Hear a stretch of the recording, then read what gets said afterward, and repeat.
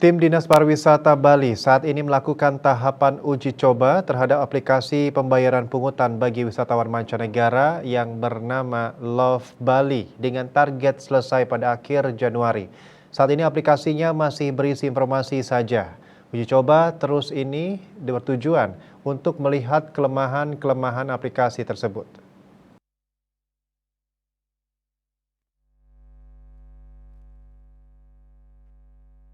Kepala Dinas Pariwisata di Spar Bali, Cok Bagus Pemayun di Denpasar dikutip dari kantor berita Antara mengatakan, aplikasi yang bisa diakses dengan telepon pintar ini sudah selesai digarap oleh Diskominfo Bali, namun hingga saat ini belum bisa dikatakan baik sepenuhnya sehingga terus dites dengan kondisi-kondisi tertentu. Sejauh ini di Spar Bali belum melihat adanya kendala dalam proses pembayaran pungutan yang dilakukan wisatawan mancanegara secara mandiri melalui Bali.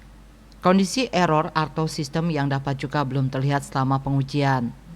Jika terjadi down server, backup sudah disiapkan.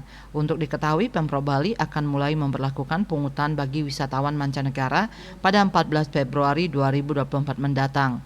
Setiap wisman yang datang ke Pulau Dewata akan dikenai biaya Rp150.000 atau sekitar $10 Amerika Serikat. Secara mandiri, mereka diharapkan melakukan pembayaran sebelum tiba di Bali dengan mengacu sesuai instruksi aplikasi Love Bali. Jika tidak, maka proses pembayaran pungutan bagi wisatawan mancanegara dapat dibayar saat tiba di bandara. Pada titik akhir, proses ini juga bisa dilakukan di hotel lokasi menginap dengan mengurus pendaftaran. Namun di Spar Bali berharap proses ini dilakukan sejak sebelum mendarat di Bali. Sedikit berbeda dari kedatangan jalur udara, bagi wisatawan mancanegara yang datang dari jalur laut, pintu pelabuhan Benoa tidak perlu mengakses aplikasi secara mandiri. Di Spar Bali dan pihak agen kapal besar sepakat bahwa dilakukan pengumpulan sekaligus dan Love Bali akan dikendalikan petugas.